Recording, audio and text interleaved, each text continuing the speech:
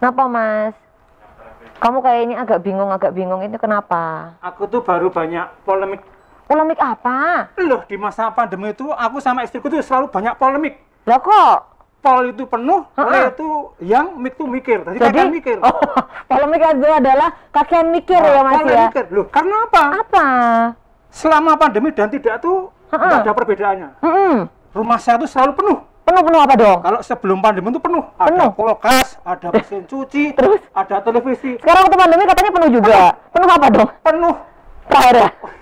Penuh apa tuh? Debu. Oh, penuh debu ya? Semuanya sudah saya sekolahkan. Semua di sekolah ini ya, karena Betul. pandemi ini ya. Nggak cuma kamu kali Mas, semuanya juga merasakan begitu. Tapi apa sih yang bikin kamu bingung sekarang ini Mas? Soal apa sih sebenarnya? Ya gini loh, sebenarnya kan sekarang tuh kita kan sering banyak sesuatu tuh katanya ada yang bisa membantu untuk para korban-korban corona pandemi itu. Bener. Kayak Danais itu loh. Oh, kamu bingung ya, masih bingung tentang Danais? Sebenarnya enggak, karena setiap hari saya tuh selalu berhadapan dengan Danais. Apa itu Mas Danais? Dana untuk istri. Oh, bukan yang itu, bukan dana untuk istri. Istri saya kalau minta gitu kok. Bukan. Papi apa mami? Danais dong gitu loh. Kamu manggilnya papi mami? Iya dong. Enggak patut ya, papi mami ya. Tapi bukan Danais yang itu Mas. Itu adalah dana keistimewaan DIY gitu loh. Maksudku itu. Justru itu istri saya juga membuat kriteria. Kalau banyak namanya dananya istimewa karena banyak. Kalau sedikit dana istri. Itu loh. Tapi jangan gagal paham, karena ini sempat ramai juga nih Mas di media sosial juga tentang penggunaan Danais untuk penanggulangan COVID-19. Jangan salah juga, sekarang sudah ada aturannya PMK nomor 94 tahun 2021 gitu. Jadi jangan pada ribut mengenai Danais ini, sudah ada aturannya. Nah, tapi kan Danais itu di mana-mana selalu menjadi polemik tuh. Ada juga yang orang demo karena Danais. Masa sih Mas? Belum sih, masa kamu belum tahu sih? Kayak gimana sih? Belum, lihat nih. Mau mana? Nih. Forum Warga Yogyakarta yang terdiri dari berbagai paguyuban pelaku usaha kecil, PKL dan pekerja informal turun ke jalan dengan menggelar bancaan keistimewaan di kawasan Simpang 4.0 km Yogyakarta. Mengenakan pakaian adat Jawa, sejumlah massa aksi membawa nasi tumpeng dan juga nasi bancaan sambil membentangkan sejumlah poster dan juga spanduk. Juru bicara Forum Warga Yogyakarta, Denta Julian menilai Pemda DIY gagal menjalankan amanat yang diatur dalam Undang-Undang Keistimewaan. Menurutnya, masa pandemi merupakan cerminan dalam melihat kebijakan Pemda DIY yang dinilainya belum mengakomodir kepentingan masyarakat luas. Ada dana keistimewaan yang kewenangannya ada di Pemda DIY. Akan tetapi hal tersebut malah bergulir dalam bentuk hibah bantuan koperasi, dalam bentuk pinjaman. Ini membuktikan bahwasanya Pemda DIY tidak upahnya seperti lintah darat, seperti rentenir yang akan mencekik rakyat Yogyakarta di tengah penderitaan, di tengah situasi pandemi seperti ini. Sehingga kami dari Forum Warga melakukan aksi sindiran, aksi kritikan terhadap Pemda DIY bahwasanya hari ini keistimewaan bukan lagi memberikan manfaat pada rakyat, akan tetapi hanya menjadi bancaan bagi para pejabat di daerah Yogyakarta ini. Usai melakukan aksi, selanjutnya nasi bancakan dibagikan para peserta aksi kepada warga dan pengendara yang melintas di kawasan tersebut. Aksi ini juga untuk memperingati 9 tahun disahkannya Undang-Undang Keistimewaan Yogyakarta. Nawawi, RBTV. Wih, ternyata kamu tuh nggak cuman pinter di depan layar ya Mas ya. Ini kamu tadi toh Mas, yang jadi koordinator demo tadi. Kok mirip ya sekilas ya? Enak aja, aku tuh nggak pernah tahu Danais kok ikut-ikut bancaan. Tapi ternyata bener ya Mas ya. Makanya itu menimbulkan polemik karena mungkin ketidakpahaman masyarakat mengenai Danais tadi gitu. Saya juga nggak paham Danais itu gimana dan apa toh gitu loh. Nah pas banget hari ini kita akan membahas itu. Tapi sebelumnya kita boleh sapa dulu dong untuk pemirsa yang saat ini sedang menyaksikan. Halo, selamat pagi. Tentunya kali ini ada kami berdua, ada saya Irin Anggun dan saya Novi Kalur. Luar biasa. Tentunya dalam program Obrolan Pagi spesial DPRD Daerah Istimewa Yogyakarta. Nah, ini sesuai dengan apa yang tadi kita perdebatkan ya Mas ya. Hari ini kita akan membahas mengenai Danais dan penanggulangan COVID-19. Ini juga sempat rame di Twitter Mas gitu. Iya, karena mungkin ada beberapa masyarakat yang tidak paham terkait dengan Danais. Nah, biar nggak gagal paham, harusnya ini masyarakat ataupun pemirsa harus menyaksikan ini nih, segmen ini, biar paham. Dan tentunya kali ini kita juga ingin mengundang 3 narasumber terbaik yang sudah hadir di studio, dan tentunya kali ini kita juga tetap menerapkan protokol kesehatan yang ketat ya Mas ya. Betul, Mbak Anggun. Ini salah satunya dengan menjaga jarak ini, memakai masker gitu. Cuci tangan sebelum ini yang memasuki studio begitu. Oke, kita langsung saja panggil ya 3 tamu yang sudah hadir hari ini. Yang pertama, ini adalah Bapak Heri Dwi Haryono SH. Beliau merupakan anggota Komisi A DPRD Daerah Istimewa Yogyakarta. Boleh kita langsung undang Pak Heri, silakan. Biar kita beri tepuk tangan. Silakan Pak Heri. Boleh, monggo di sini Pak Heri. Oke, sebelum kita ngobrol-ngobrol ya. Boleh duduk Pak Heri? Ya. Sebelum kita ngobrol dengan narasumber kita, iya kali ini Pak Heri tidak sendiri. Ada 2 narasumber juga yang sudah hadir hari ini. Boleh kita langsung panggil. Ini adalah Bapak Aris Eko Nugroho SPMSI. Beliau ini merupakan Pani Radio Pati Keistimewaan. Silakan untuk Pak Aris. Selamat pagi. Silakan duduk Pak Aris menuju kursi panas ya. Karena akan keringetan gitu nanti setelah ini ya. Satu lagi, ini adalah Bapak Dr. Andes Noviar Rahmat MSI. Beliau merupakan Kepala Satpol PP Daerah Istimewa Yogyakarta. Boleh kita beri tepuk tangan untuk Pak Noviar. Ini biasanya kita ketemunya virtualan Mas, tapi ini senang banget nih kita bisa ketemu langsung. Monggo, silakan Pak. Biasanya tukang garuk. Makanya dari loh, badannya kelihatan tuh, keker tuh dia tuh. Kekernya beda. Kekernya beda, ini kebanyakan fitness, ini kebanyakan fitnah ya kan, beda ininya. Yuk kita duduk dulu Mas, ya kan. Nah, ini menjadi momen yang spesial ya Mas ya, karena kita bisa bertemu secara langsung begitu dan membahas mengenai hal yang penting nih Bapak-bapak sekalian. Karena ini bener loh Pak, ini sempat viral juga di Twitter. Nah, ini mereka masih bingung ini dana IS ini bisa nggak sih dipergunakan untuk menanggulangi COVID-19? Nah, ini mumpung ada bapak-bapaknya kita langsung tanya, gitu ya Mas ya? Iya betul. Oke, mungkin kita langsung ke Pak Heri dulu deh. Tapi Pak Heri sehat ya Pak Heri hari ini ya? Alhamdulillah, semangat sehat ya. Kesibukannya apa nih Pak Heri? Ya, kita masih ngantor ya? Ngantor tetap, kemudian kita beraktivitas untuk terlibat di kegiatan masyarakat tentunya dalam rangka membantu mereka untuk melakukan pencegahan. Betul, jadi masih semangat ya Pak ya tentunya. Oke, Pak Heri, kita langsung menuju saja ke tema hari ini yaitu dana IS dan penanggulangan COVID-19. Nah, ini untuk rekan-rekan di DPRD ini adalah salah satu pihak yang mendorong ya Pak ya, dana IS ini untuk bisa dipergunakan sebagai penanggulangan COVID-19. Nah, mungkin bisa diceritakan Pak awalnya ini seperti apa Pak? Silakan Pak Heri. Berangkat dari Undang-Undang Keistimewaan kita 1312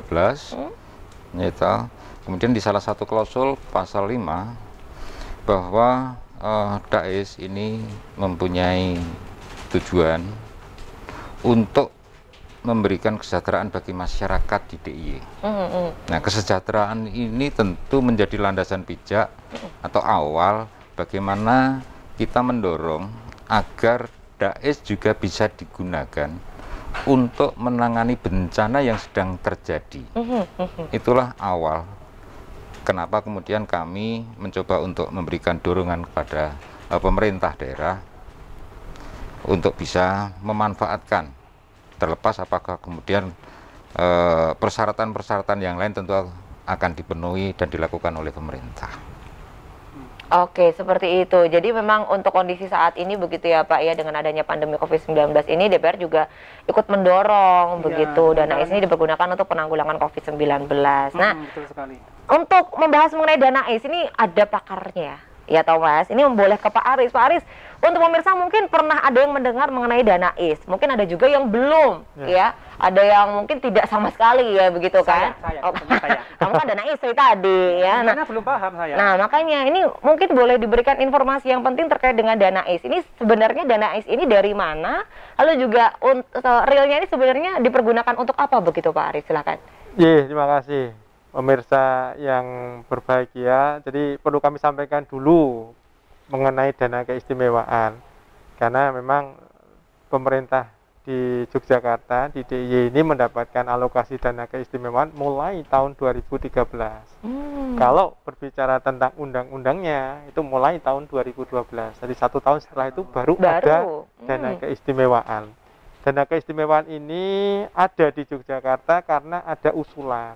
Jadi bukan kemudian kita langsung dikasih tiba-tiba ada begitu dana keistimewaan, betul, tapi ada usulan. Maka agak berbeda dengan otonomi khusus yang lain. Kalau yang otonomi khusus yang lain itu ada persentase yang bisa, tapi kalau kita bukan persentase, ada perjuangannya. Oh, ada perjuangannya ya kita mengusulkan dulu ke pemerintah pusat. Nah, setelah kemudian di pemerintah pusat, beliau dari pemerintah pusat terdiri dari Kementerian Dalam Negeri, Kementerian Keuangan, Bappenas, dan Kementerian Teknis lainnya, itu mengkoreksi usulan dari kita. Setelah kemudian selesai, nanti muncul berita acara. Nah, berita acara lah inilah yang akan dipakai kita menjadikan DANAIS menjadi APBD. Dan perlu kami sampaikan juga, dana keistimewaan itu kalau kami boleh matur, ini adalah transfer dari pemerintah. Dan DANAIS harus berada di provinsi, itu sesuai dengan Undang-Undang 13 tahun 2012. Jadi memang peruntukannya pun juga, DANAIS juga agak beda. Maka banyak yang kemudian menginginkan DANAIS untuk semua lini. Cuman sebelum ke sana, yang perlu kami sampaikan, dana keistimewaan ini meliputi 5 urusan tambahan. Jadi yang pertama tentang pengisian jabatan gubernur dan wakil gubernur. Kemudian yang kedua kaitan dengan kelembagaan, kemudian kaitan dengan kebudayaan, kaitan pertanahan, dan yang terakhir kaitan dengan tata ruang. Walaupun kalau kita bicara tentang 5 hal itu, banyak yang kemudian konsentrasinya di kebudayaan, karena semuanya itu hal yang negatif di Pemda ini di Yogyakarta mesti akan dikaitkan dengan dana keistimewaan. Ya, dan kalau boleh saya sampaikan, di tahun 2021 ini DANAIS sebenarnya 21% dari APBD. Jadi APBD kita ini 21%-nya dari DANAIS. Ya, sebagai awalan begitu, Mbak.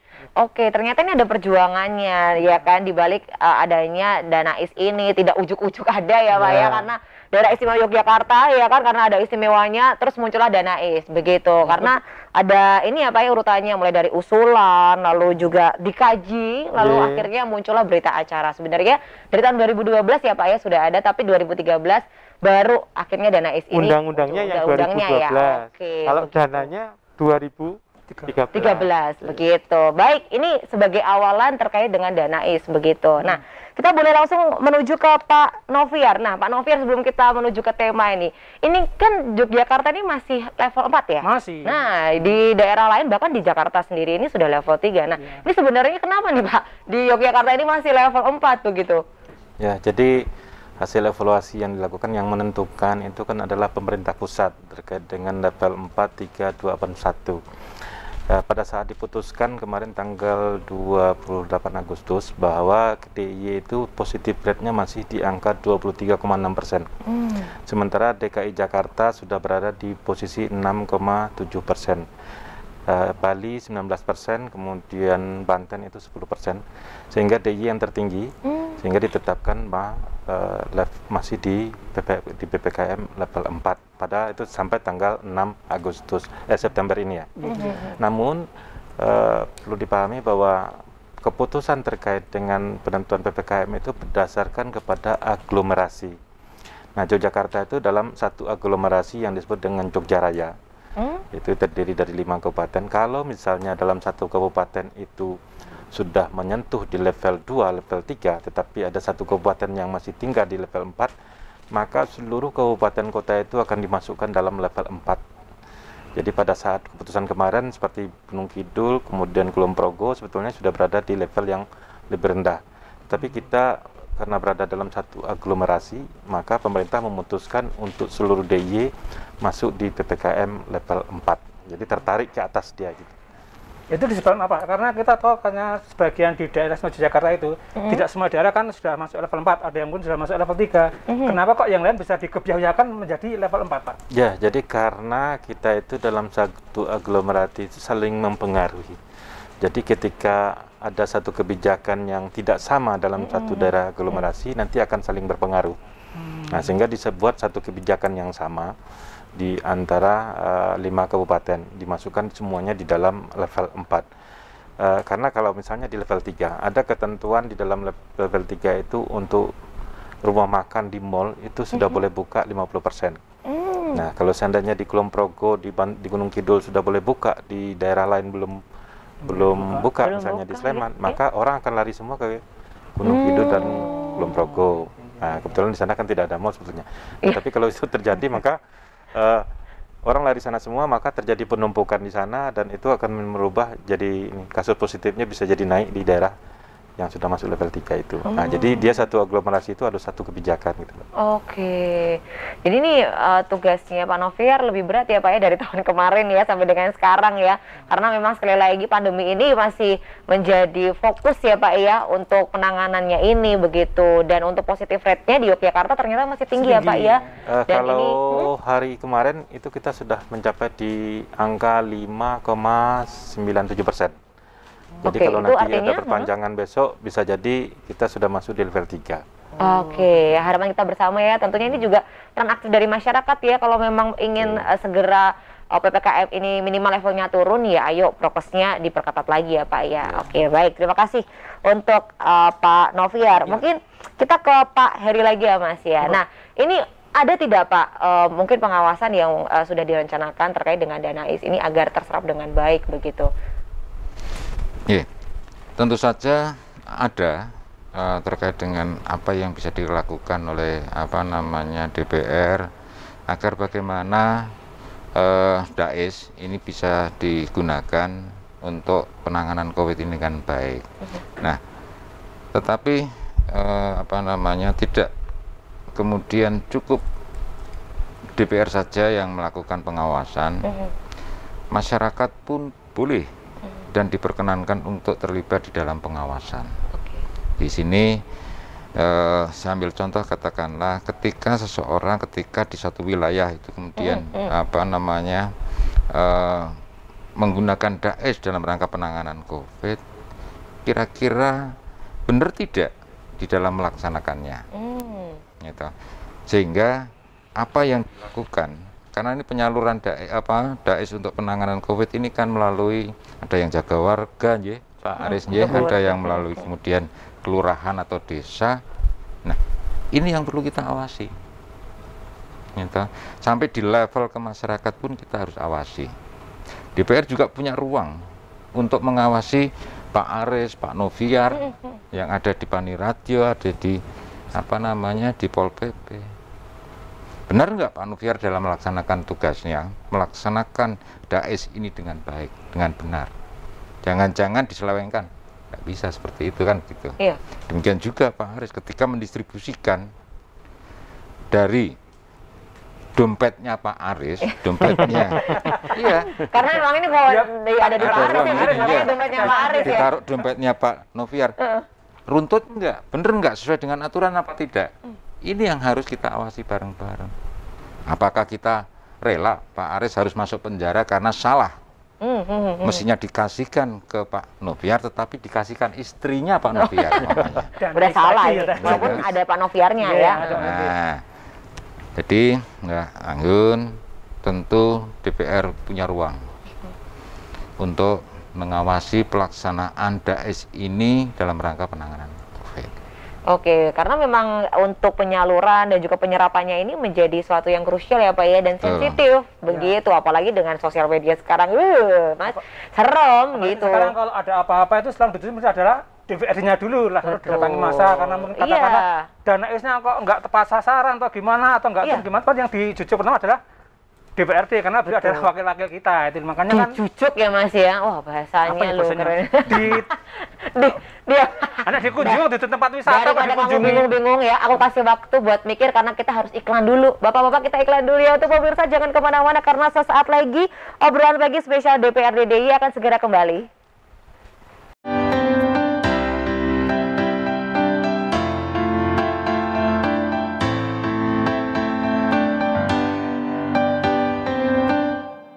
Apa yang harus dilakukan jika Anda tertular virus COVID-19 dan kapasitas medis mengharuskan Anda isolasi diri di rumah?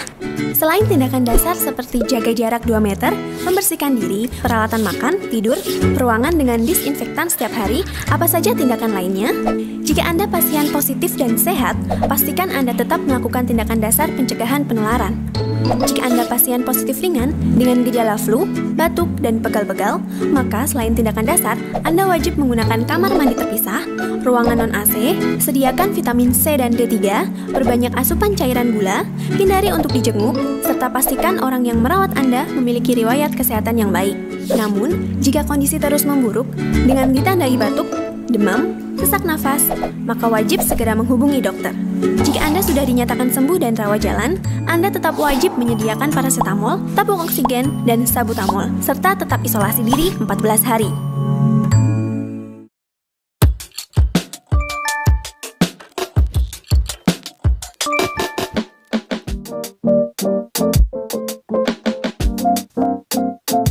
And I start to clap, 'cause I'm feeling good. My room is empty. All it has is a guitar and a snare drum. Bang on it. Is this life? I guess it's fine. Oh, why?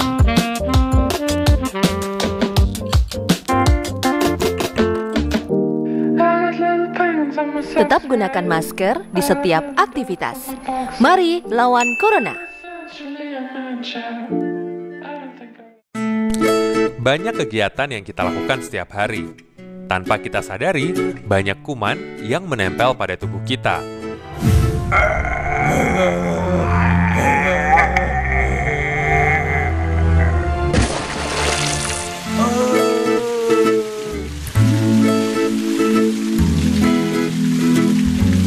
Ayo, biasakan cuci tangan sebelum dan sesudah melakukan kegiatan.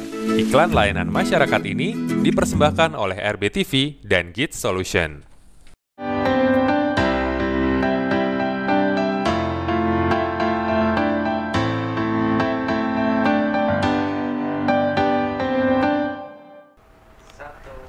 Baik pemirsa, kita masih kembali di sini di acara obrolan pagi spesial DPRD Daerah Istimewa Yogyakarta. Masih bersama beliau-beliau yang selalu ataupun yang selalu berkecimpung untuk penanganan COVID-19 di Yogyakarta. Mantap sekali.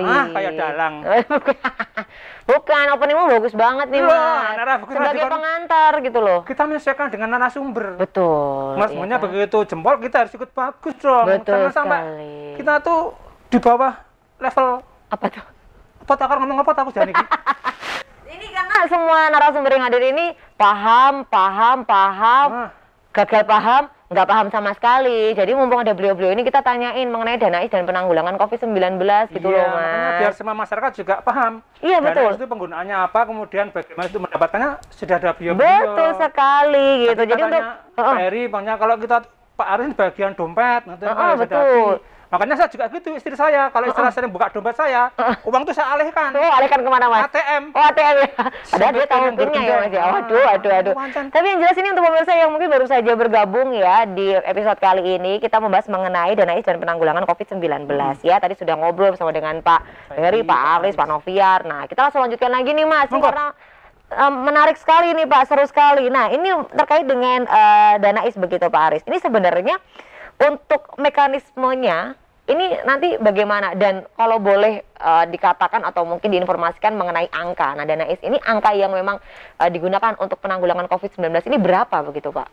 Iya, matur nuwun, Mbak Anggun. Jadi berbicara tentang dana keistimewaan, kami bicara dulu regulasinya biar juga semua pemirsa juga perso.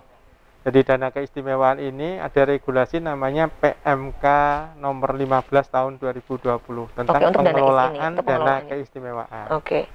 Kenapa di tahun 2020 kemarin juga ada kegiatan yang berkaitan dengan pandemi? Karena muncul PMK 35 tahun 2020. Saling berkaitan. Pada saat ini pun juga sama. Di 2021 kami masih menggunakan PMK 15 tahun 2020. Namun di dalam perjalanan kita mendapatkan PMK 94 tahun 2021. Artinya sama kasusnya dengan 2020, PMK utamanya tetap PMK 15. Hanya kemudian di perjalanan waktu ternyata ada regulasi yang mengatur, yang membolehkan untuk pencegahan dan pandemi COVID. Sehingga kita lakukan. Sehingga ketika kemudian berbicara tentang bagaimana mekanismenya. Mekanisme dana IS itu sampai dengan masyarakat itu sebenarnya ada 3 tahapan yang kita bisa lakukan, 3 mekanisme yang kita lakukan. Yang pertama, mekanisme pertama itu dilakukan oleh OPD DIY. Jadi yang melaksanakan semua OPD yang berasal dari DIY. Kemudian yang kedua, dilaksanakan oleh OPD kabupaten kota. Jadi kabupaten kota pun juga diperkenankan untuk melaksanakan. Yang ketiga, mulai tahun 2021 ini ada BKK langsung kepada kelurahan. Ini menjadi bagian. Jadi ada 3 mekanisme ini yang bisa kita lakukan sebelum itu sampai ke masyarakat.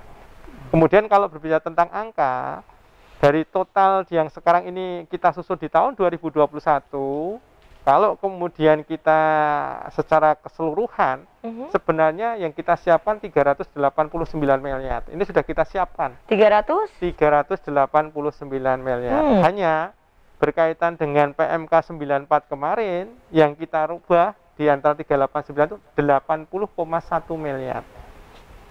Sehingga ini yang perlu kami sampaikan. Tadi juga kami juga mendengar ada kritikan-kritikan, misalnya saja berkaitan dengan kok koperasi, kan semacam itu kan.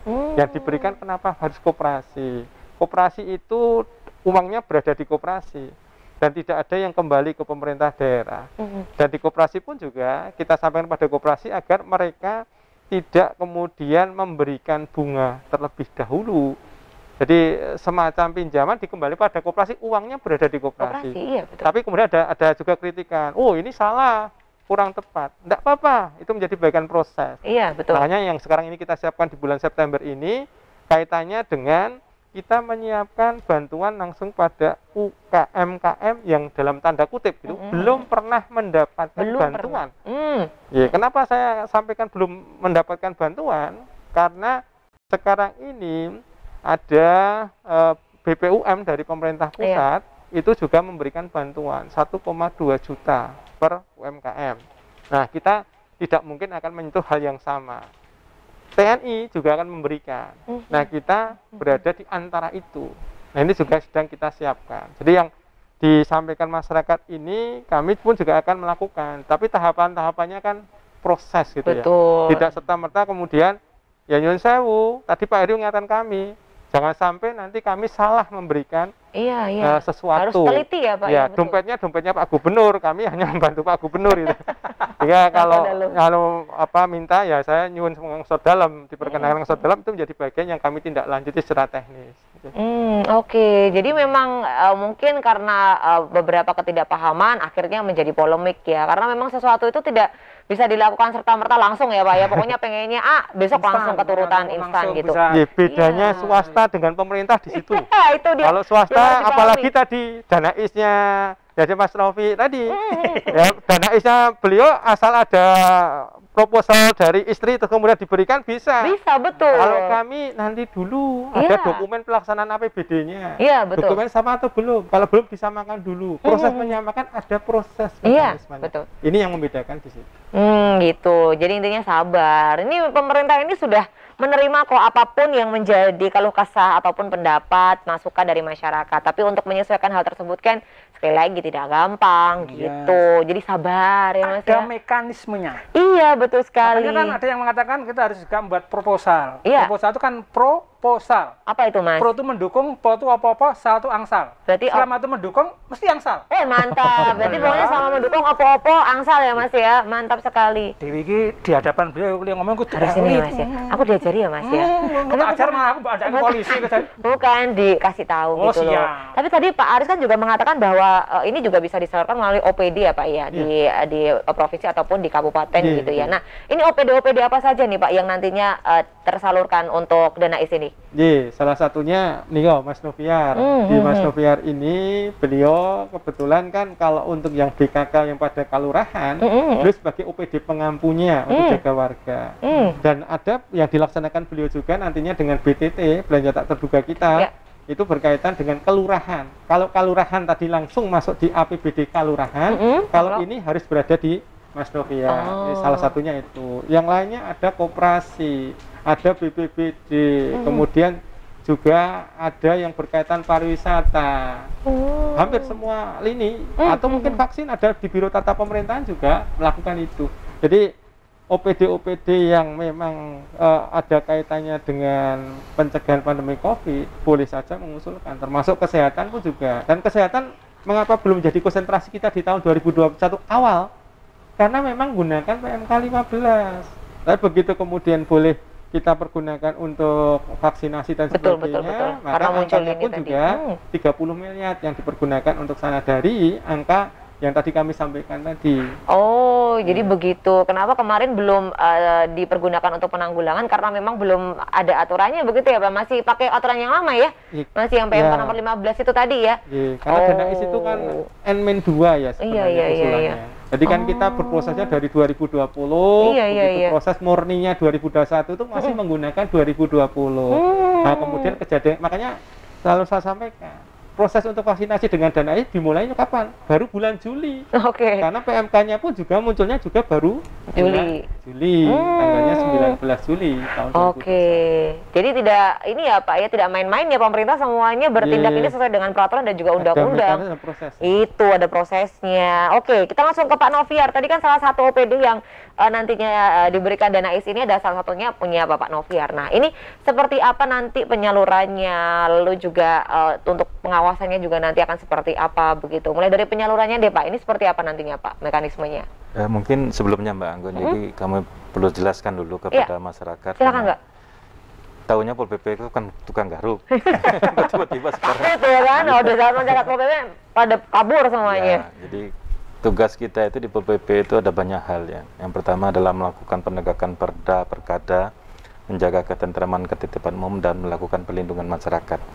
Salah satunya di dalam melakukan perlindungan masyarakat itu adalah untuk melakukan pembinaan jaga warga, pembinaan Satlinmas Rescue Istimewa, kemudian juga Satlinmas. Jadi di situ letaknya. Jadi ketika Mas Haris dari Parinar dia akan melakukan penyaluran terhadap kelurahan, maka karena Satpol PP sudah 2 tahun lebih selaku KPA dana IS di bidang kebudayaan, maka kami diminta untuk melakukan penyaluran kepada tingkat kelurahan. Jadi ada 2 mekanisme yang disampaikan tadi. Untuk kelurahan di 4 kabupaten dengan mekanisme BKK, bantuan keuangan khusus, yang besarannya berdasarkan hitungan-hitungan besar banyak sedikitnya jadi jaga warga yang terbentuk. Jadi kalau belum 50% kelompok jaga warga yang terbentuk dalam satu kelurahan, maka anggarannya adalah 50 juta.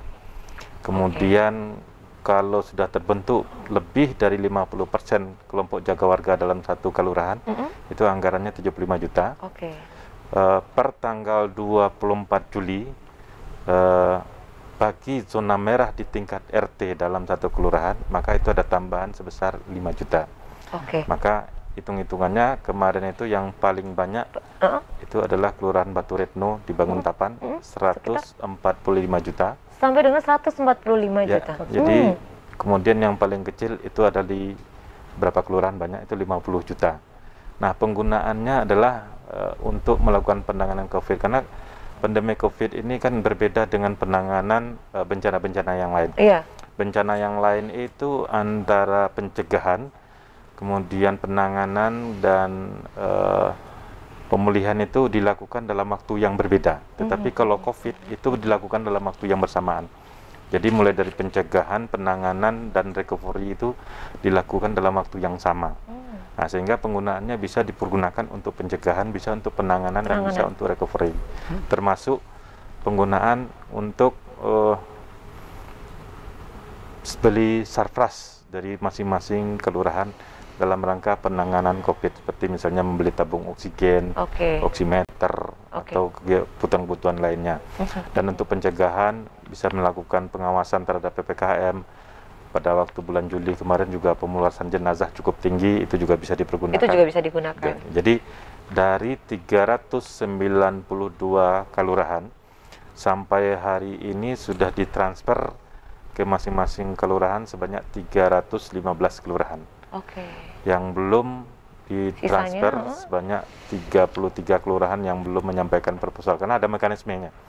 Jadi mekanismenya harus ada proposal, ada berita acara, dan juga ada beberapa kelengkapan administrasi lainnya yang harus dipenuhi. Jadi tinggal 33 kelurahan. Kemudian yang kedua melalui dana BTT yang untuk kelurahan kota. Jadi mekanisme BKK bisa dilakukan sebetulnya untuk kota, tetapi itu harus masuk ke kota Jogja, bukan ke kelurahan-kelurahan yang ada di tingkat bawah di kota Jogja, dan satu kelurahan di Wates, Kulon Progo itu adalah perangkat daerah. Nah, sehingga mekanismenya yang disepakati adalah mekanisme BTT. Anggarannya ada di kami langsung, sementara kalau yang BKK tadi ditransfer langsung ke kelurahan, sementara kalau yang BTT anggarannya ada di kami dan belanjanya dari kami, dan kami akan distribusikan ke kelurahan kota, apakah nanti dalam bentuk barang ataupun misalnya melakukan kegiatan, surat perintah tugasnya juga dari kami nanti. Jadi itu sudah berjalan. Kalau untuk kota jumlahnya 3,5 miliar, sementara untuk kelurahan yang di 4 kabupaten 22,6 miliar. Itu sudah berproses semua. Memang ada permasalahan sekarang, yaitu terkait dengan isoman. Nah, isoman sekarang kan sudah jarang sekali karena dengan kasus yang semakin menurun, maka ini nanti juga bisa dilakukan perubahan berita acara nanti terkait dengan kalau terjadi perubahan sesuai dengan proposal yang terjadi. Jadi tidak menutup kemungkinan ini bisa dirubah ya Pak, disesuaikan ya sesuai dengan apa yang nanti terjadi di lapangan nanti ya Pak ya. Pak, kalau tadi Bapak sempat menyampaikan mengenai proposal. Nah, proposal itu sebenarnya apa saja sih Pak elemen-elemen di dalam proposal itu, selain mungkin rencana-rencana dari kelurahan ini untuk membeli apa terkait dengan penanggulangan COVID-19 begitu. Apa saja Pak isinya Pak? Ya, jadi kami sebetulnya sudah membuat petunjuk teknis yang disebarkan ke masing-masing kelurahan. Tetapi kebutuhan-kebutuhan apa yang mereka butuhkan itu diserahkan kepada masing-masing kelurahan. Apa yang mereka ajukan itu tergantung mereka sendiri, karena mereka sendiri yang tahu persis kebutuhannya apa. Nah, seperti misalnya bisa untuk melakukan pencegahan, bisa untuk melakukan pemakaman, bisa melakukan edukasi untuk pembelian sarpras, sembako, dan berbagai kebutuhan lain yang memang dibutuhkan oleh masyarakat. Nah, jadi perlu dipahami bukan kebutuhan lurah ya, tetapi ada kebutuhan masyarakat. Karena ada juga beberapa lurah yang menyampaikan kepada kami, kira-kira boleh nggak kami tidak mengambil. Nah, itu kan bukan berpikir untuk masyarakat, untuk berpikir lurah. Jadi itu dipahami bahwa ini adalah kepentingan masyarakatnya. Jangan sampai gagal paham kayak kita-kita ya Mas ya. Makanya kita banyak tanya. Nah, gini Pak Noviar, tadi kan dikatakan banyak penyaluran dananya itu kan berbeda-beda. Ada yang kadang paling banyak itu ada sekitar 140 berapa Pak tadi ya? 145 juta. Kemudian ada yang 50 juta juga ada. Itu yang mempengaruhi untuk penyaluran besarnya dana itu apa kira-kira Pak? Indikator yang kita pakai. Jadi indikator yang pertama besar kecilnya jaga warga yang terbentuk di masing-masing kelurahan. Kebetulan kami yang mengampu jaga warga. Besar kecilnya jaga warga. Kemudian yang kedua, pada tanggal 24 Juli itu hitungannya adalah RT zona merah. Jadi seberapa banyak RT zona merah dalam satu kelurahan. Sehingga waktu itu yang paling banyak RT zona merahnya di Banguntapan. Jadi per RT itu nanti ada tambahan 5 juta. Setiap RT zona merah, nah, sehingga Banguntapan jumlahnya menjadi 145 juta. Banyak ya, banyak ya Mas ya? Iya, karena mungkin banyak zona merahnya kan mungkin banyak. Betul. Ini yang salah satu indikator ya Pak ya, besar kecilnya dana IS yang nantinya akan diterima begitu. Nah, ini kan kalau kita berbicara mengenai 50 juta, 75 juta, 145 juta, ini kan uang yang tidak sedikit ya. Mungkin kalau dari Pak Heri sendiri, nah ini ketika nanti dananya turun di kelurahan lalu juga dipergunakan. Nah, ini kalau dari Pak Heri ini apa yang harus diperhatikan Pak? Selain karena ya jangan sampai adanya penyelewengan ya terkait dengan dana IS tersebut begitu. Silakan Pak Heri. Baik. Ada beberapa hal yang memang mesti untuk kita perhatikan. Desain dari atau proposal atau permohonan itu benar atau boleh dikatakan sesuai tidak dengan apa yang dibutuhkan oleh masyarakat itu tadi. Jangan-jangan kemudian apa yang dimintakan ditulis di dalam proposal itu tidak sesuai dengan apa yang dibutuhkan oleh masyarakat. masyarakat terpapar, kemudian ada isoman, tetapi yang dibutuhkan ambulan, umpamanya. Iya. Belanja ambulan, salah nggak kira-kira kan begitu? Tidak sesuai kondisinya. Tidak sesuai. Ini kan hal-hal yang demikian kemudian perlu ada juga kita semua ini terlibat di dalam selain pengawasan, secara gotong royong bersama-sama ikut terlibat memikirkan agar bagaimana bisa tertangani terkait dengan objek atau orang yang terpapar COVID ini. Namun demikian, Mbak Anggun, yang perlu ada beberapa hal yang lain yang perlu kita sampaikan di dalam forum ini. Dari awal sampai saat ini kita berbicara terkait dengan penanganan COVID-nya. Padahal ada hal lain yang sebenarnya perlu untuk kita lebih perhatikan. Apa itu, Pak? Bencana ini berdampak pada perubahan sosial, pada perubahan ekonomi masyarakat. Jadi betul, kalau kita ini banyak kemudian orang dirumahkan dan seterusnya sehingga mereka tidak bisa makan. Nah, ini tugasnya Pak Paniratio untuk mendesain kegiatan selanjutnya gitu, penanganan ekonomi, penanganan sosial, gunake dana bisa nggak kira-kira? Ini yang harus dimulai dipenggali. Hari ini taruhlah seperti apa yang disampaikan Pak Noviar tadi, gitu, dimungkinkan kita turun level. Sementara di pinggiran pantai sana masih banyak orang yang sudah mulai lapar, Ya, betul. Gitu. Tetapi di sebagian yang lain juga orang sudah mulai jenuh dengan kehidupan hari ini. Iya, betul, Pak. Kepengen berekreasi. Iya, tahu banget isi hatiku ya. Aku nyambut gawe ini. Mbak Anggun kerja hari ini. Iya. Tetapi yang lain apakah mereka kerja? Kira-kira bisa makan nggak? Perlu nggak dilakukan bantuan untuk mereka yang tidak bekerja? Mungkin membuka lapangan pekerjaan, mungkin memberikan support. Nah, tadi saya sedikit mendengar ada arah untuk memberikan dorongan support kepada kelompok-kelompok UMKM. Gitu.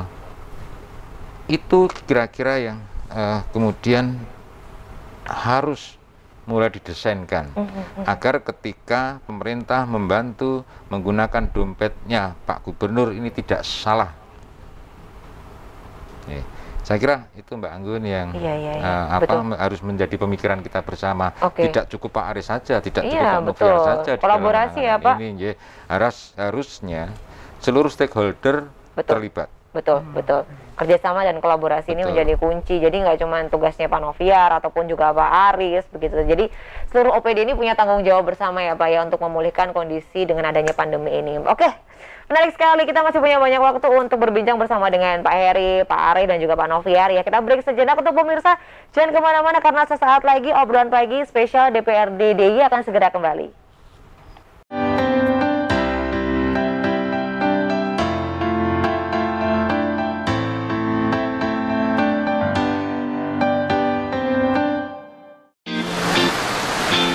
Musim hujan telah datang. Hah? Awas, bahaya nyamuk Aedes aegypti, nyamuk penular penyakit demam berdarah. Aha! Ayo lakukan 3M untuk mengatasinya. Mengubur, menguras, dan menutup. Dipersembahkan oleh RBTV dan Kids Solution. Apa yang harus dilakukan jika Anda tertular virus COVID-19?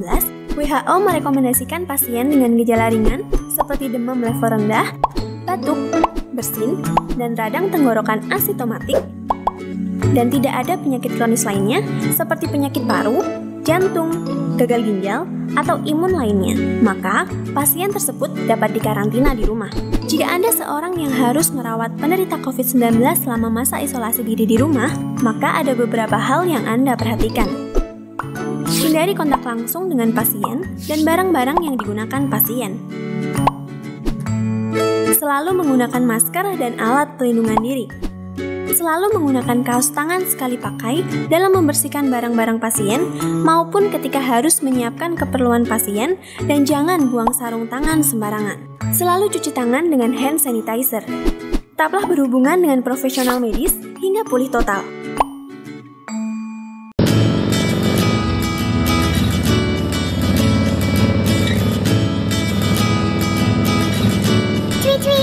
Tweet, SMS.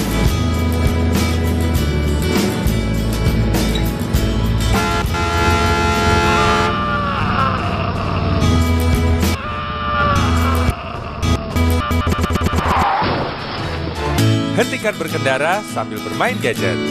Bukan hanya kita, tapi semua dalam bahaya.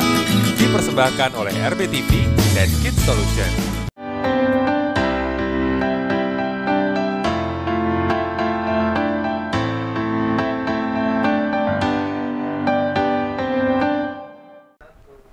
Indonesia para pamirsa RBTV wonten ing dalem kita wangsul wonten adicara ameng-ameng wonten ing jang punika kalian DPRD Daerah Istimewa Yogyakarta. Wah, kaya mesti manten aku. Beda bahasanya loh, aku sampai terkejut loh Mas. Kita tuh di Jogja tuh juga jangan sampai lupa dengan bahasa kita. Betul. Bahasa Indonesia boleh. Bahasa Inggris boleh sebagai pemandu wisatawan. Boleh. Jogjanya jangan ditinggalkan. Makanya itu. Betul. Ini juga kita sampaikan kepada para pemirsa di rumah. Silakan mumpung beliau-beliau masih hadir di sini. Yang mau tanya, monggo. Ada di 4477666. Wah, ini langsung aja telepon ya. Tanya aja mungkin, Pak, di tempat saya tuh dananya tuh mbak ditambahin apa toh? Karena mungkin gue dandak kayak ambulan, Pak. Ini biar nggak gagal paham tuh, nggak bisa dong. Artinya gini, di dalam suatu desa itu mungkin ada reaksi cepat. Iya. Warganya langsung kenal, kemudian dia kena comorbid. Betul. Jadi pengennya yang cepet ya Mas ya. Bagaimana biar membawa rumah sakit dengan cepat. Kita punya WCW. Iya, berbesar ini. Dilelang. Aduh, jangan ya. Ya ini boleh nih pemirsa kalau misalnya ingin bergabung bersama dengan kami boleh di 4477666 ya, kita tunggu ya. Oke, kita ke Pak Aris. Nah, ini untuk pencairan atau penyerapan dana ini sudah sejauh mana? 0,645 miliar sudah 580 miliar. Oh, udah artinya selesai, tinggal sedikit. Sedikit lagi. Mas Nubian sempat ngendiko juga 315 yang sudah mencairkan, sudah ditransfer. Sudah ditransfer. Ya, 315. Makanya kalau pemirsa juga melihat ada beberapa kelurahan yang menurut saya menarik itu karena sudah langsung mencantumkan atau mengupload di YouTube, itu juga sudah ada. Dan ada juga yang dibuat status. Tapi kan status kan hanya orang tertentu yang lihat. Tapi paling enggak dari sisi keinginan untuk mempercepat, salah satunya di BKK untuk kelurahan sudah dilakukan. Untuk koperasi pun juga yang 16,4 miliar juga sudah dicairkan. Walaupun ada yang tetap proses. Salah satu yang proses itu adalah kaitan dengan Dinas Lingkungan Hidup dan Kehutanan, karena di sana ada kaitan dengan isoman, kemudian sampah isoman itu mau karena merupakan bagian dari yang B3 berbahaya juga, itu mau dilakukan penanganan oleh DLHK tadi. Nah, ini prosesnya masih lelang, ada juga yang masih lelang. Prinsip yang bisa cepat kita lakukan cepat, termasuk tadi yang sempat kami sampaikan tentang UMKM tadi, yang mana sudah mendapatkan BPU, ada yang dapat dari BPUM, ada yang belum ini, yang belum pernah dapat ini pun juga insya Allah di bulan September ini kita cairkan juga. Waduh. Jadi menjadi bagian.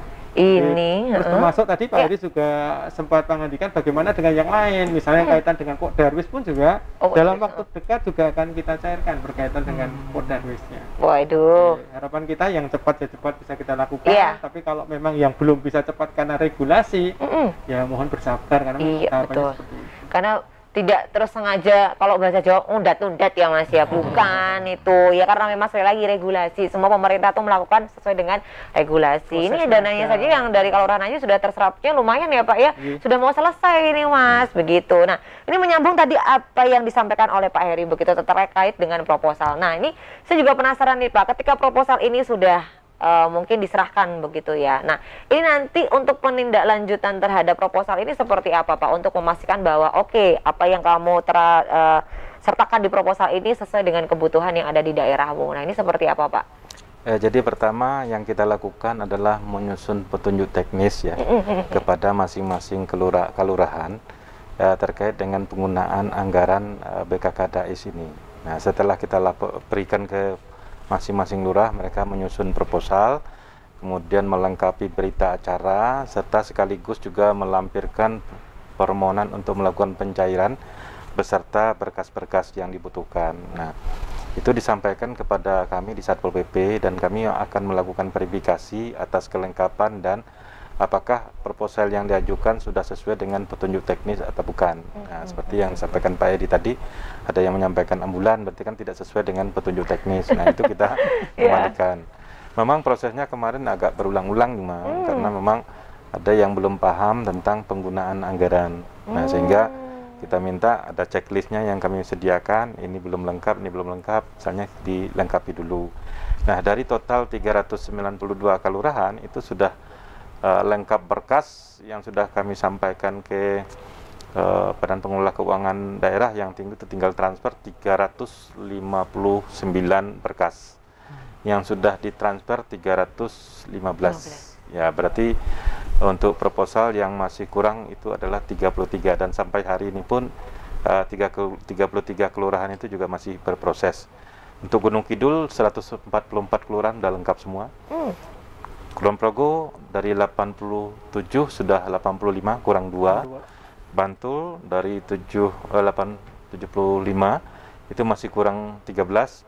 Sleman dari 86 masih kurang 18. Jadi jumlah total adalah 33 proposal yang belum disampaikan kepada kami. Ya, mudah-mudahan dalam waktu dekat ini mereka bisa segera menyegerakan. Nah, kendalanya selama ini adalah pemahaman di masing-masing kelurahan itu, bahwa kita sudah menyampaikan salah satu persyaratannya itu adalah perubahan penjabaran APBKL.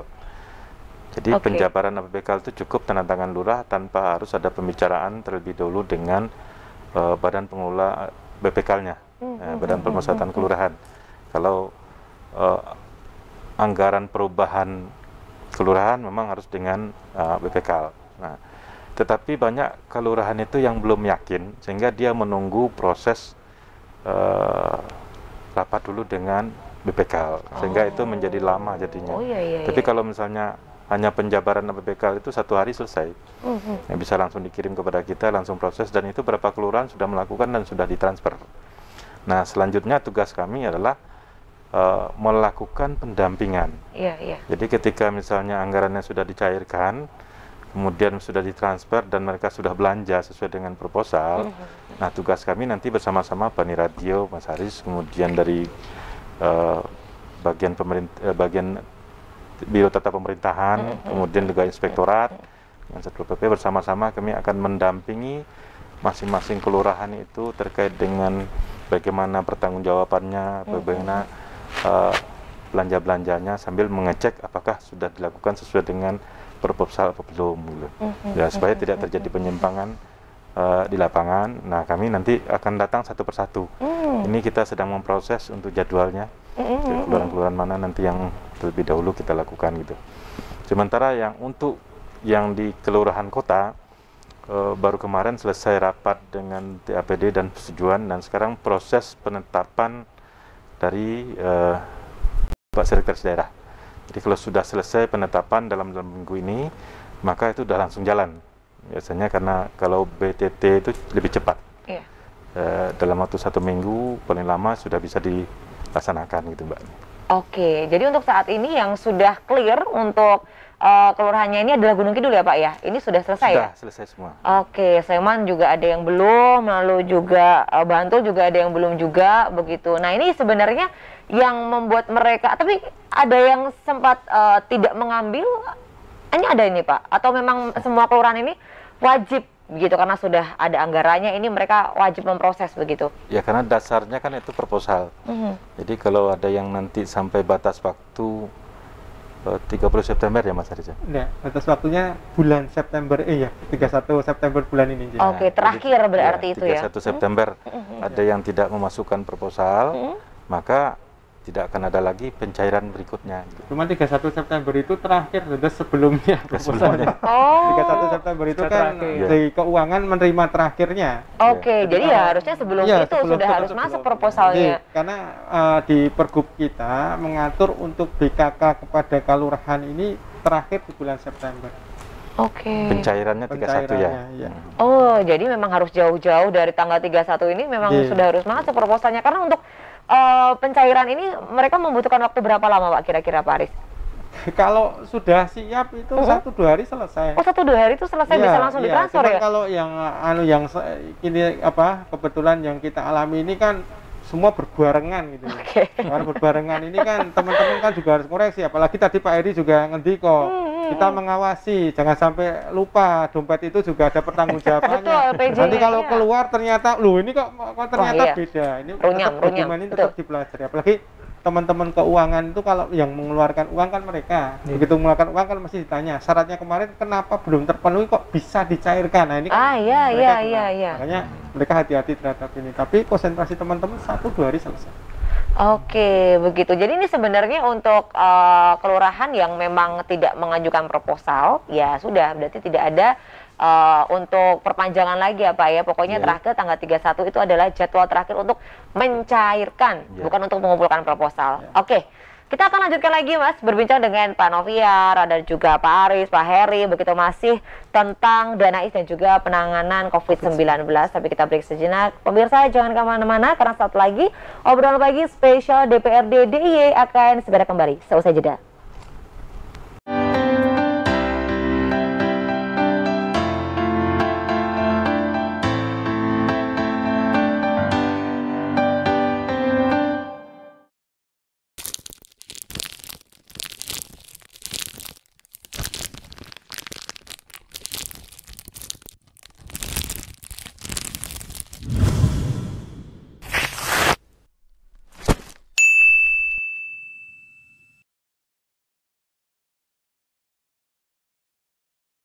Potensi daerah sebagai peluang bisnis. Setelah 2 orang pada pagi hari ini bersama Putri.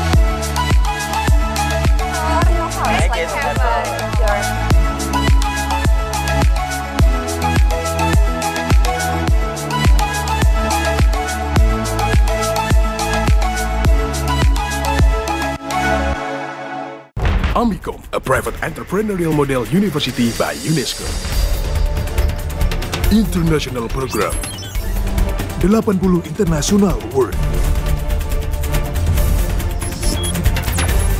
Prodi Prospektif di era ekonomi kreatif. Gold Rem Award dan Grand Prize Sikap. Battle of Surabaya. Universitas Amicom Yogyakarta. Creative Economy Pop. Halo Questioner, selamat datang di Talkation. Talk Education for Action. Hadir dengan narasumber yang berkompeten di bidangnya. Kita sambut Oswald Arkadian Wibowo. Terus kemudian kita jadi permisif terhadap kata konten. Ya, Anda harus fokus bagaimana agar kata ini bisa diterima. Setiap Rabu jam 9.30 pagi hanya di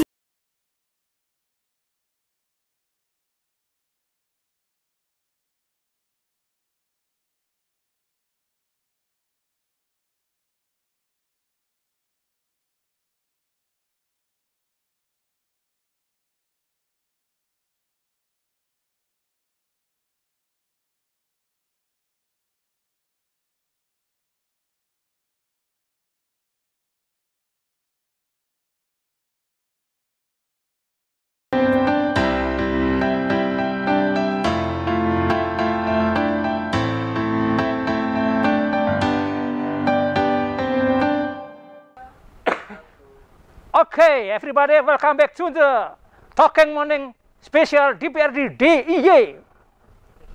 Mas, artinya apa Mas? Loh, kembali lagi ke acara obrolan pagi DPRD DIY. Oh, rasa Inggris. Kamu persiapan ngomongnya itu kemarin udah 3 hari yang lalu toh Mas, latihan terus toh Mas. Saya ngomong sopo cah cerdas kok. Mantap. Siap durunge pandemi aku wis siap aku. Udah tahu ya kalau kita bakal talk show ini ya Mas ya bersama beliau-beliau ya. Cenayang, mantap sekarang sekali. Ini kalau kita lihat beliau ada Pak Heri, ada Pak Aris, ada Pak Noviar. Ini merupakan komponen. Komponen satu apa, komponen. Mas? Kalau kita udah di P3K. Apa itu Mas? Pengawas, penyedia, penyalur, konsumen. Oh, kamu konsumennya. Nah iya, makanya dia butuh ya pada kan. Makanya kan ya, butuh, ya, kan juga butuh bansos. bantuan sosial orang seni. Oh iya benar, ya aku juga butuh loh Mas. Jangan kamu toh, aku juga butuh. Papa. Juga papa. Papa gedang maksudnya. Nggak pantas dibilang papa ya kan. Nih masih ada beliau-beliau nih. Terima kasih nih sekali lagi untuk Pak Heri, Pak Aris dan juga Pak Noviar di tengah kesibukannya kan beliau ini mengurusi segala hal yang terkait dengan pandemi, dana, peraturan dan lain sebagainya, tapi masih hadir di sini untuk memberikan ilmu-ilmu kepada pemirsa ini ya kan Mas. Jadi untuk pemirsa yang ingin bertanya juga terkait dengan tema hari ini boleh di 4477666 ya. Ini kita tunggu ya. Silakan kita tunggu, betul ya. Kita ke Pak Heri. Pak Heri, tadi kan Pak Noviar juga sempat ini ya mengutarakan ada beberapa ketidakpahaman masyarakat terkait dengan mungkin persyaratan dan juga proses dan lain sebagainya. Nah, ini kenapa sih Pak? Apakah sosialisasi yang memang kurang atau memang masyarakat ini gagal paham atau seperti apa Pak Heri? Nggih. Kula kinten mboten ngaten. Artinya kan masyarakat sebenarnya pemerintah sebenarnya kan sudah melakukan sesuatu yang paling baik dan tercepat. Gitu. Saya ambil contoh katakanlah Gunung Kidul. Dengan kekuatan Pak Noviar untuk mendelegasikan tugasnya kepada Satpol PP di tingkat kabupaten, mampu dalam waktu yang relatif singkat menginformasikan kepada seluruh desa yang jumlahnya 144. Kelurahan yang 144 ini diselesaikan dalam waktu yang relatif singkat. Nah, artinya apa? Bahwa sebenarnya gerak cepat yang dilakukan oleh pemerintah itu sudah terpenuhi. Hanya kemudian mohon maaf kalau seandainya kami juga memberikan kritik, otokritik terhadap penerima informasi. Ya, bisa saja seperti kelakar penjenengan ada yang gagal paham. Ya, ada yang gagal paham.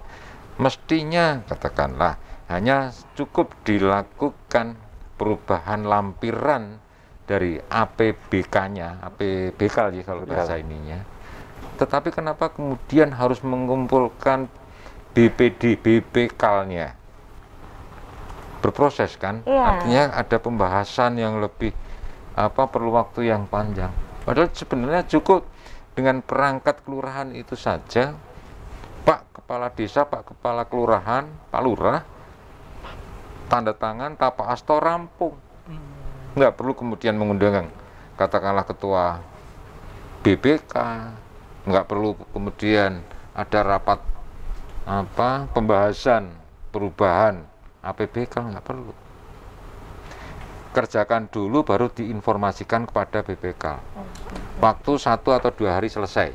Kirimkan ke Pak Noviar, hari berikutnya diverifikasi, hari berikutnya sudah bisa dilaksanakan pembayarannya. Sederhana sebenarnya. Tetapi kadang orang juga membuat sulit dirinya sendiri kan katanya. Udah ada yang mudah dibuat sulit ya. Biar kelihatan kalau kerja gitu loh Pak. Kalau orang berpikir namanya proposal itu sudah image-nya sudah rumit gitu loh. Makanya kan ternyata ini mudah. Kita nggak usah perlu ada rapat dengan BPK. Karena kita nggak nutup botol. Jadi kalau kita kan dengan rapat itu. Ya, kalau seandainya kita itu berproses seperti itu, keburu masyarakatnya ada yang harus masuk ke Kebumen. Kebumen? Paham nggak? Harus dikotai 2 meter kali 1 meter. Kan keburu mati tuh mereka. Mas itu loh, kamu tuh gimana ini? Maaf ya Pak, ini agak lama ini. Belum sarapan soalnya Pak nih. Memang untuk titel toh. Almarhum lah. Pagi-pagi loh. Jadi kan keburu kemudian masyarakatnya ketika terjangkit terus kemudian meninggal, keburu mati. Kita pahami betul COVID ini kan bahaya banget. Itu hanya berproses berapa hari mungkin sudah out. Itu ngeri kan? Nah, kalau harus menunggu berproses pembahasan RAPBD, perubahan APBK-nya, keburu mati nggak kira-kira masyarakatnya? Gerak cepat yang harus dilakukan cukup dengan lampiran dirubah, diatur kepada pemerintah, rampung. kan gitu. Kurang lebihnya seperti itu Mbak Anggun yang Oke, ini setuju sekali nih Pak ya, jangan sampai akhirnya sebenarnya pemerintah ini sudah mempermudah gitu ya, karena desain mungkin, persyaratan yang dibuat Pak Noviar, Pak Aris ini juga tidak sulit. Karena ini kepentingan orang banyak ya Pak. Itu yang harus betul, ini yang harus diterapkan begitu. Jadi harus cepat ya Mas ya. Baik, ini ke Pak Aris. Pak Aris tadi kan juga sempat membahas mengenai proposal ya. Proposal ini untuk pencairan terakhir adalah akhir bulan September ini. Nah, katakanlah semisalnya ada suatu kelurahan yang sudah memasukkan proposal mungkin di akhir-akhir tanggal 25 begitu. Nah, ini terus lalu ada mungkin revisi dan lain sebagainya, dan ternyata tanggal 31 September ini tidak selesai. Nah, ini seperti apa Pak kalau ada case seperti ini? Yang perlu kami sampaikan sebenarnya Mas Noviar dan teman-teman itu sebenarnya mempersiapkan ini dengan matang ya. Jadi termasuk proposal itu kalau boleh kami sampaikan dari template-nya saja sudah dibuatkan, nanti mau apa tinggal nyontoh begitu ya Pak. Tinggal kemudian yang beda itu kaitan dengan sudah kayak form itu kan. Hanya itu saja. Jika keinginan itu kan menjadi heran kalau kemudian sampai tidak bisa selesai. Dan ini tidak hanya kaitan dengan kegiatan yang BKK-nya jaga warga, BKK yang lain pun juga sama. Ada desa mandiri budaya, ada desa maritim dan sebagainya pun juga berakhir juga di bulan September ini. Karena di kami ini masih punya beban ketika kemudian nanti ada potensi yang tidak dicairkan, potensi ini bisa dipakai oleh yang lain. Karena Danais ada hal yang harus juga masyarakat juga pemirsa juga harus tahu. Setiap sisa Danais jangan dikatakan itu kebanggaan. Oh, aku menyisakan duit. Karena sisa itu akan jadi pengurang tahun berikutnya. Gitu. Malah jadi pengurang ya, bukan terus nempel di tahun berikutnya, tapi malah kurang. Boleh nempel itu di dompetnya Mbak Anggun itu bisa gitu. Habisnya kepake dompet Mas kayak ditempeli sama Bapak. Kalau yang Danaisnya Mas Novi tadi iya bisa. Dana istrinya betul. Akhirnya nempel di bulan depan ya. Tapi kalau ini ternyata malah mengurangi. Di akhir tahun nanti kemudian akan dikalkulasi kalau kemudian di Yogyakarta ternyata ada sisa 40 miliar, artinya 2022 itu kita sudah berkurang 40 miliar. Ini kan dana masyarakat kan menjadi bagian berkurang, sehingga kalau selalu saya sampaikan, kalau memang ragu-ragu setor saja, nggak usah jadi dilaksanakan kalau memang tidak punya niat melaksanakan, biar digunakan yang lain. Jadi ketika kemudian sekarang 392 ada yang betul-betul kemarin sudah ada yang menyampaikan ke Mas Noviar, bagaimana kalau tidak mencairkan? Pertanyaan kita bukan kemudian monggo silakan, kok nggak mencairkan itu masyarakatnya nggak butuh apa? Ini kan pertanyaan itu kan harus kalau kemudian betul nggak mau mencairkan ya terpaksa ini menjadi bagian yang kemudian dialihkan ke tempat yang lain. Waduh, sayang sekali ya Mas ya. Ini yang harus menjadi kepahaman masyarakat juga ya, karena sekali lagi kalau tidak terserap dengan baik begitu, ini malah tidak nambah di tahun depannya, malah jadi berkurang Mas gitu. Dan sekali lagi jangan mikir diri sendiri. Untuk tahun depannya misalnya mau naik lagi sudah nggak bisa Pak, harus dengan yang tahun sekarang ini ya Pak ya. Iya, jadi jumlahnya. Kalau kemudian di tahun depannya karena ini menjadi pengurang, jadi ini silpa ini menjadi pengurang di tahun berikutnya, otomatis ya memang tidak bisa kemudian kita naikkan, karena kita sudah diplot angka Yogyakarta di tahun 2012 sekian rupiah. Kalau penjenengan di 2001 sisa sekian rupiah, maka yang tak terhafal hanya sekian. Min itu tadi. Oh, karena ada asumsi bahwa dana sekian ini belum, jadi masih ada gitu loh Mas, gitu. Oke. Ini yang selalu dikeluhkan juga, karena banyak loh kok yang dengan bukan sumber yang lain ternyata disisakan nggak apa-apa. Ini kok disisakan nggak boleh. Ini juga pertanyaan. Jadi kalau misalnya ada keinginan yang berbeda, tadi Mas Noviar juga sudah menyampaikan. Jadi ketika ke perjalanan waktu ternyata ada yang tidak sesuai, segera lakukan perubahan berita acara. Sehingga kemudian bisa dimanfaatkan dengan optimal gitu. Ya ini memang tidak perlu setor, tapi kemudian harus ada berita acara dan sebagainya. Karena suatu pertanggungjawaban ya Pak ya terkait dengan dana itu, ini tidak sedikit loh Mas, dananya harus ada pertanggungjawaban tadi begitu. Nah ini saya juga mau nanya nih kepada Pak Noviar. Nah ketika nanti kan sudah direncanakan ya Pak ya untuk memastikan bahwa proposal dengan real di lapangan ini harus sama begitu. Nah, ketika di lapangan ada yang ditemukan tidak sesuai, katakanlah seperti itu. Nah, ini nanti tindak lanjutnya kan seperti apa nanti, Pak? Yang pertama dulu terkait dengan ini dulu saya sampaikan bahwa dari 33 itu ya. Maaf Pak Noviar, ini sepertinya ada yang menelpon Pak. Iya. Kita sapa dulu boleh ya Pak? Monggo. Halo, selamat pagi. Halo. Baik, dengan Bapak siapa di mana? Halo. Iya. Halo Bapak. Halo. Itu RPTV itu ada siaran Kalau yang jam-jam segini apa? Layah-layah, bukan? Oh bukan Pak, ini kita lagi ada program baru ini. Obrolan pagi. Ini Bapak ini nonton nggak nih? Ini kita lagi bahas mengenai Danais dan juga penanggulangan COVID-19 nih. Ini Bapak ada yang mau nanya nggak nih? Putus ya kan. Ini memastikan mungkin ya ini beneran nggak nih acaranya gitu ya. Boleh kan juga pecinta RBD juga, makanya harus tahu acaranya betul sekali. Ini kita sedang membahas ya pemirsa ya mengenai Danais dan juga penanggulangan COVID-19 begitu. Ayo tuh pemirsa kalau ingin bertanya ya seputar mungkin ya tadi Mas Novi juga mengatakan kalau misalnya ada Danais yang sudah ada di kelurahannya ini, kalau mungkin ada temuan yang seperti apa boleh nih ya dicurhatkan kepada bapak-bapak. Nah boleh kita lanjut ke Pak Novi ya Pak tadi.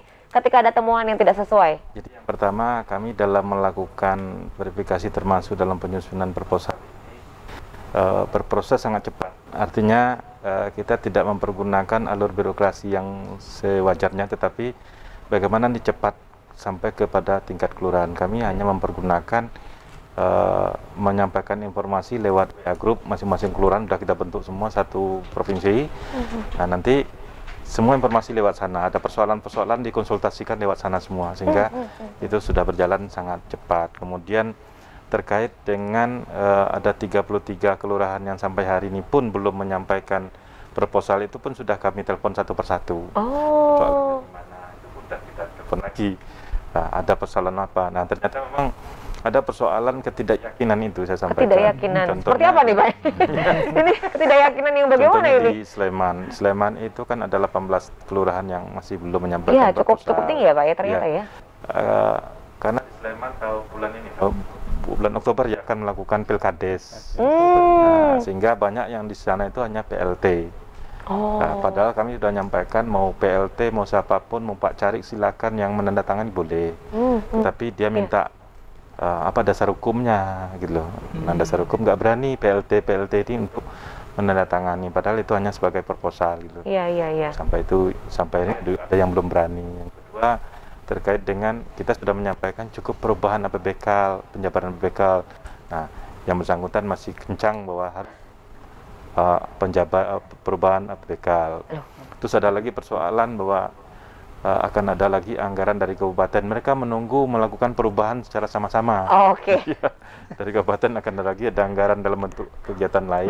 Itu akan masuk lagi. Untuk Pak Novi nanti kita akan lanjutkan lagi ya kendala di lapangan seperti apa, termasuk tadi ketidakyakinan dari masyarakat begitu ya. Padahal perangkat lurah. Padahal yang menyampaikan ini sudah yang berwenang ya, tapi masih belum percaya gitu. Nanti kita akan lanjutkan lagi pemirsa, jangan kemana-mana karena sesaat lagi obrolan pagi spesial DPRD DIY akan segera kembali.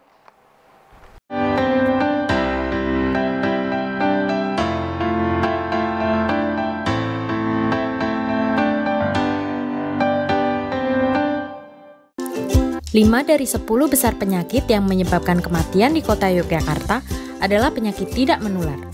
Sebagai langkah antisipasi, pemerintah kota Yogyakarta telah mendeklarasikan program Gerakan Masyarakat Hidup Sehat atau disingkat GERMAS.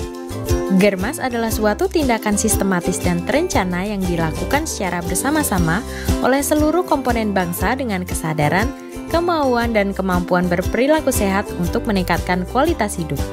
Fokus kegiatan GERMAS adalah 1. Melakukan aktivitas fisik minimal 30 menit sehari untuk meningkatkan kebugaran tubuh. Yang kedua, konsumsi sayur dan buah karena sayur dan buah mengandung banyak nutrisi dan vitamin. Yang ketiga, memeriksa kesehatan secara berkala sebagai bentuk deteksi dini untuk mengurangi resiko penyakit tidak menular. Yang keempat, menaati Perda Nomor 2 Tahun 2017 mengenai kawasan tanpa rokok. Jadi ayo, sukseskan GERMAS! AKRB Jogja, kampus broadcast unggul dan terpercaya. Saya kuliah di AKRB, biaya terjangkau, kualitas bagus, dan fasilitas mendukung. Dari awal saya ingin bekerja di TV nasional, dan sekarang sudah terbukti karena saya kuliah di AKRB. AKRB adalah kampus Diploma 3. Kuliahnya banyak praktek dan cepat lulus. Lulusan AKRB berkualitas dan terbukti alumninya banyak bekerja di media. AKRB, Be Creative People.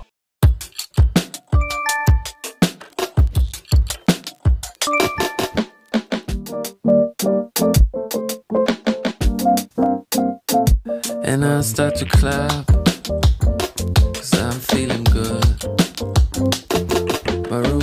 empty. All it has is a guitar and a snare drum. Bang on it. Is this life? I guess it's fine. Oh, what?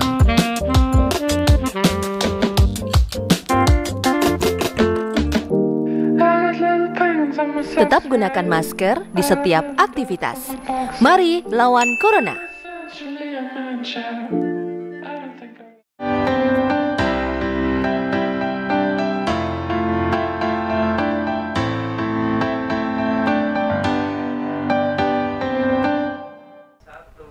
Iya, para pemirsa, kita kembali lagi di acara obrolan pagi spesial DPRD Daerah Istimewa Yogyakarta. Masih bersama beliau ada Pak Eri dan juga Pak Noviar, dan teman saya satu adalah dia. Siapa, Mas? Anggun. Oh, iya dong, gitu. Tapi kita juga mau mengucapkan terima kasih ya untuk penelpon tadi, gitu, sudah mengingatkan. Ternyata September itu nggak sampai tanggal 31, tanggal 30. Jadi harinya makin pendek ya. Ini juga jadi pengingat juga nih untuk mungkin kelurahan-kelurahan yang belum menyampaikan proposal loh. Kalau saya itu masalah hari diperpanjang nggak apa-apa. Yang penting PPKM jangan perpanjang lah. Oh, jangan apa itu, Mas? PPKM jangan diperpanjang, kalau nggak apa-apa. Aku selalu betul. Ben kulkas lagi balik nang omah, kulkas balik iya, biar nggak disekolahin lagi ya. Gitu. Nang gadean yang aku ki. Iya, makanya ini juga peran aktif dari masyarakat dong, prokes. Iyalah, ya kan. Makanya. Angka positifnya turun, PPKM juga turun ya Pak ya. Amin. Yuk kita bahas lagi ya Mas ya. Ini mungkin udah dilanjutkan oleh Pak Noviar terkait dengan sanksi. Tadi kan sempat juga ya Pak ya diutarakan bahwa kendala di lapangan ini seperti apa, karena masing-masing kabupaten ini juga mempunyai kendala yang berbeda juga ya Pak ya. Tadi salah satunya di Sleman ini karena ada pemilihan kepala desa tadi ya Pak ya. Nah ini jadi salah satu kendala juga. Mungkin boleh dilanjutkan Pak, silakan. Sanksi juga Pak tadi Pak. Iya, jadi yang pertama kaitannya dengan pendampingan ya. Nanti setelah ini bulan September ini juga kami akan melakukan pendampingan bersama Paniradio, Biro Tapem, kemudian dari Inspektorat ke lapangan. Nah, ketika misalnya kami temukan terkait dengan adanya proposal yang berbeda dengan yang dibelanjakan, maka itu yang tadi solusi yang sudah saya sampaikan Mas Haris, kita minta untuk melakukan perubahan berita acara. Jadi ada berita acara perubahan gitu. Nah, sehingga nanti itu yang kami minta supaya termasuk SPJ yang penuhi seperti apa, itu kita minta itu supaya dipenuhi. Karena jangan nanti setelah anggaran dicairkan kemudian mereka sudah belanja terus lupa kewajiban selanjutnya untuk pertanggungjawaban. Iya, ini penting ya Pak padahal ya. Padahal itu penting bagi kita semua termasuk kami juga. Nanti yang akan ditanya adalah kita-kita ini. Mana pertanggungjawabannya? Ketika menyalurkan anggaran mana SPJ-nya? Nah, itu yang perlu kami minta di masing-masing kelurahan juga menyiapkan hal itu. Dan itu kami mendampingi satu persatu nanti Mbak. Sampai dengan 300 sekian kelurahan tadi akan didampingi ya kalau semuanya mengajukan proposal begitu. Oke, terkait dengan LPJ ini kepahaman masyarakat ataupun juga kelurahan ini terkait dengan LPJ ini seperti apa Pak? Ya, terkait dengan pertanggungjawaban adalah dokumen-dokumen yang harus dipenuhi. Jadi ketika misalnya masyarakat itu membeli tabung oksigen, mana bukti pembeliannya, struknya ya? Struknya seperti apa, nanti itu yang akan dikumpulkan. Jadi kami dampingi satu-satu nanti apa-apa yang perlu dipenuhi. Misalnya ketika mereka melakukan pemulasaran jenazah, betul nggak anggaran yang dipergunakan untuk itu, mana botonya ketika melakukan pemulasaran. Dokumentasi ini salah satu syarat untuk LPJ selain struk tadi ya Pak ya. Itu kan kita minta satu persatu nanti. Itu yang paling sulit kita tabung oksigen itu. Lah kok kan struk pembeliannya ada. Tabungan oksigen nanti. Oksigen karena udah dipakai. Gimana? Nggak bisa dong. Nggak mungkin Pak Novi nanti mana oksigennya, bukan mana tabungnya gitu, bukan dong. Ini ada-ada aja nih. Terus terkait dengan masih dengan LPJ begitu ya Pak. Ini kan Gunung Kidul ini sudah selesai dari bulan apa ini Pak? Bulan ini baru selesai ya. Berarti untuk LPJ ini maksimal berapa hari setelah mungkin dana sudah cair lalu juga sudah diterapkan untuk dananya. Nah ini ada waktu maksimal tidak Pak untuk LPJ? Ya, jadi kalau kita berharap nanti 1 bulan. 1 bulan itu bisa selesai. Nah, kita nanti 1 bulan ini minta selesaikan SPJ. Kalau misalnya ada barang yang belum didistribusikan menjadi barang persediaan gitu. Ya nanti bisa didistribusikan setelah ini. Karena kan dari Paniradio ini juga kan ditagih sama pusat ini. Jadi kalau misalnya mereka nggak melaporkan ke pusat ini mana SPJ anggarannya berikutnya nggak cair nanti. Iya. Gitu Mas. Jadi untuk SPJ ataupun LPJ ini juga harus segera ini ya Pak ya, segera dilakukan ya ketika semua proses sudah selesai, pembelian barang semua sudah selesai, jangan lupa kewajibannya begitu. Jadi memang ini juga untuk dokumentasi bapak-bapak sekalian ya, ketika nanti ditanya, ini ada nih, ini LPG-nya ada gitu Mas. Gitu. Makanya kalau kita nggak bisa bikin SPJ, kita kan bisa tanya yang ada pengalaman. Karena kalau kita nggak ngasih SPJ, besok dana nggak turun. Betul. Akan kesulitan lagi untuk mendapatkan dananya, gitu loh Mbak Anggun. Oh benar sekali ini ya. Oke, kita boleh ke Pak Heri lagi. Pak Heri terkait dengan mungkin nanti pengawasan ataupun pendampingan begitu ya. Dan nanti komunikasi seperti apa Pak nanti yang akan dilakukan bersama dengan Pak Aris, Pak Noviar begitu Pak Heri? Baik, tentu ada beberapa hal yang bisa kita lakukan untuk semuanya menyamakan persepsi gitu, antara lembaga DPR, kemudian lembaga Paniradio, dan juga lembaga-lembaga lain yang terkait dengan pemanfaatan ataupun penggunaan dana ACE ini. Gitu. Kita pahami bersama bahwa seluruh dana yang dimanfaatkan untuk kemanusiaan itu lebih-lebih dalam rangka penanganan bencana ini oleh pemerintah pusat tidak boleh digunakan sembrono. Harus real, harus nyata. Sanksi berat akan diberikan kepada pelanggar. Gitu. Kalau kemudian Pak Noviar melanggar salah, walaupun beliau sebagai ini tetap saja jeruji kan? Iya. Ya enggak? Karena apa? Ini dana kemanusiaan. Manusia ditempatkan pada posisi tertinggi. Betul. Itu yang harus diselamatkan dari segala bencana. Betul, baik. Gitu. Sehingga saya kira nanti kita akan berkolaborasi untuk melakukan pengawasan. Bener nggak duitnya Pak Aris keluar sekian? Betul, betul. Mana dokumen ininya? Walaupun kami sebenarnya tidak punya ruang untuk memeriksa. Gitu. Tetapi outputnya bermanfaat benar tidak masyarakat? Tanggung jawab administrasinya benar tidak? Cukup sampai di situ sebenarnya. Kalaupun kemudian nanti ditemukan hal-hal yang hal-hal yang melanggar, tentu bukan ruangnya DPR. Iya, baik. Gitu. Itu ada kepolisian, kemudian ada penegak hukum yang tentu akan memberikan sanksi-sanksi itu. Baik. Kami hanya mengawasi, mengawal, kemudian menyampaikan. Kalaupun kita mendapatkan sesuatu yang kurang pas, tentu akan kita sampaikan kepada yang berwenang. Gitu. Baik. Untuk Pak Aris mungkin boleh disampaikan ya, closing statement mungkin boleh singkat saja, silakan Pak Aris. Kalau dari sisi Paniradio Keistimewaan, monggo pada Bapak Ibu OPD DIY Kabupaten maupun Kelurahan segera proses-proses yang dilalui ini dipercepat. Iya, baik. Karena salah satu kunci di dana keistimewaan ini pertanggungjawaban kinerja. Tadi Mas Noviar sempat cerita, ketika kemudian kami belum bisa mendapatkan angka 80% kinerja keuangan, 80% kinerja program, kami tidak bisa mencairkan tahap ketiga. Kalau tahap ketiga tidak dicairkan, berarti DIY kehilangan 264 miliar. Sayang sekali, jadi silakan ya. Baik. Mohon bantuan dari Bapak Ibu semua. Baik. Monggo percepat dana keistimewaan. Kalau ragu-ragu, sudah sampaikan pada kami untuk dimanfaatkan yang lain. Baik. Karena tuntutan yang lain pun juga banyak. Intinya adalah komunikasi tadi ya Pak ya.